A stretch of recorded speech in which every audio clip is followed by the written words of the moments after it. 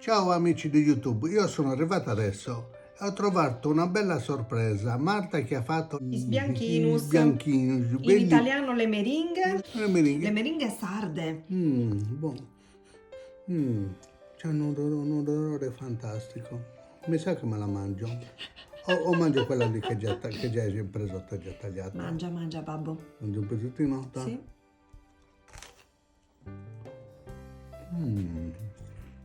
Com'è babbo? Ottimo. No, vabbè, strepitoso. Ma vedi com'è? Bellissimo. Bellissimo questo. Sì. Te lo rubo un attimo per fare la foto qui. Che bella. Ecco, ritorna nelle mani del proprietario, un altro morsino. La consiglio agli amici di YouTube? Consigliatissima. E poi guardate com'è all'interno, bella, vuota, vero? Sì, È leggerissima. fantastica. E vi do un saluto a tutti quanti, quelli che ci scrivono, quelli che ci chiedono di salutarli, a tutti quanti gli amici di YouTube. Babbo, diamo appuntamento agli amici di YouTube con un video speciale poco prima di Pasqua. Sì, vero? cosa dici? Facciamo l'apertura delle uova? Mi sa di sì, vero babbo? Sì, Lo vabbè. prossimamente. Prossimamente su questi schermi. State sintonizzati. Ciao. Ciao. Che così babbo continua a mangiare. Il canale delle ricette di Mammi. Bravo. Very good. Very good. Ciao. Mangia. Ciao. Io promettete che io continuo. Sì. Ciao a tutti, come avrete potuto notare dall'intro, oggi prepareremo insieme le buonissime meringhe sarde, differenti da quelle classiche per via della consistenza più morbida, oserei dire scioglievole, e del ripieno a base di mandorle e scorza di limone, una vera poesia. I bianchini sono perfetti per ogni festività e soprattutto qui in Sardegna adattissimi alla Pasqua. Sono molto orgogliosa della riuscita di questi dolcetti, non semplicissimi da fare per via di alcuni passaggi un po' insidiosi, ma che vi spiegherò man mano durante la preparazione, e perché sono riuscita a cuocerli in un comunissimo forno a gas senza pregiudicarne il risultato finale. Felicissima! Per realizzarli dovremo sgusciare 4 uova grandi e a temperatura ambiente all'interno di una ciotola, dove verseremo appunto soltanto gli albumi. I tuorli non ci occorreranno e li metteremo da una parte. Fate attenzione a questo passaggio, poiché se dovesse cadere anche soltanto una goccia di tuorlo sugli albumi, questi ultimi non monterebbero più. Li pesiamo sul momento e il peso di 4 albumi dovrebbe essere di circa 160 grammi. Aggiungiamo un bel pizzico di sale. Io utilizzerò lo sbattitore elettrico alla massima velocità, ma se voi doveste avere una planetaria andrà ancora meglio e il risultato finale sarà ottimale. Dopo circa 20 secondi noterete una leggera schiuma e in questo momento quindi potrete aggiungere gradualmente 380 grammi di zucchero semolato.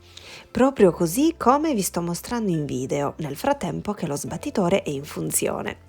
Una volta terminato tutto lo zucchero dovremo procedere così sempre a montare alla massima velocità per non meno di 20 minuti. Trascorso questo tempo verificheremo se la miringa effettivamente è ben montata, prelevandone un po' con un cucchiaio o una spatola e capovolgendola. Se resterà attaccata senza colare vorrà dire che è pronta. Aggiungiamo anche la scorza di limone biologico grattugiata prima di iniziare la preparazione e fatta asciugare per questo tempo su un piattino, e in questo modo si eviterà che qualche goccia di limone bagni la miringa e possa comprometterne la consistenza. Mescoliamo delicatamente dal basso verso l'alto, trasferiamo poi l'impasto all'interno di una sac à poche grande con il beccuccio a stella, foderiamo la placca del forno e inizieremo a formare i nostri primi bianchini. Io procedo in questo modo, ma siete liberissimi di formarli anche con un cucchiaio e dar la forma che preferite. Anzi, solitamente i bianchini sardi si formano proprio così e tutti irregolari, diversi gli uni dagli altri. A me piaceva troppo l'idea di utilizzare la sac à poche. Quindi procediamo come mostrato in video, 2 giri per formare un disco di meringa, ci poggiamo sopra qualche mandorla a lamella e ricopriamo con altri 2 o 3 giri di meringa sopra. E per voi è Ecco le riprese e le inquadrature sia da vicino, di lato e sia dall'alto. Spero che vi possano piacere tutte. Io non li ho misurati, sono andata ad occhio e a sentimento, come si suol dire, ma grosso modo siamo sui 6-7 centimetri di diametro.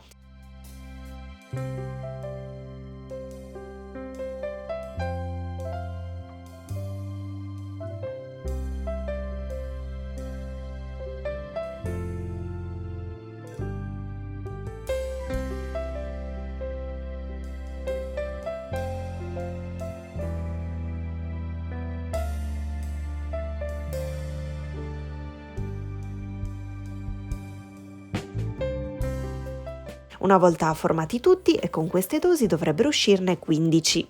Cospargeremo tutta la loro superficie con le palline colorate e ora arriverà il bello, cioè la parte della cottura.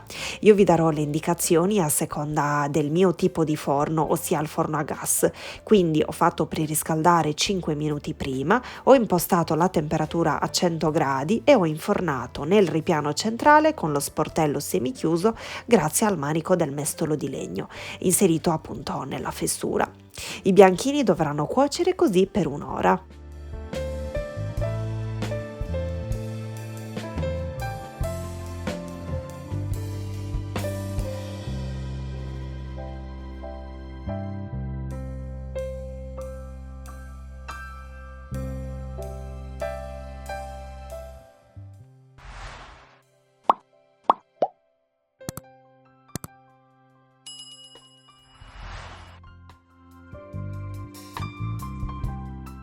Ed eccoli prontissimi, ma guardate che spettacolo che sono un vero sogno e che profumo, hanno inondato tutta la casa. Spero davvero tanto che questa ricetta vi sia piaciuta, guardate quanto sono eleganti, sono bellissimi. Vi abbraccio forte forte e vi rimando ai prossimi video. Ciao!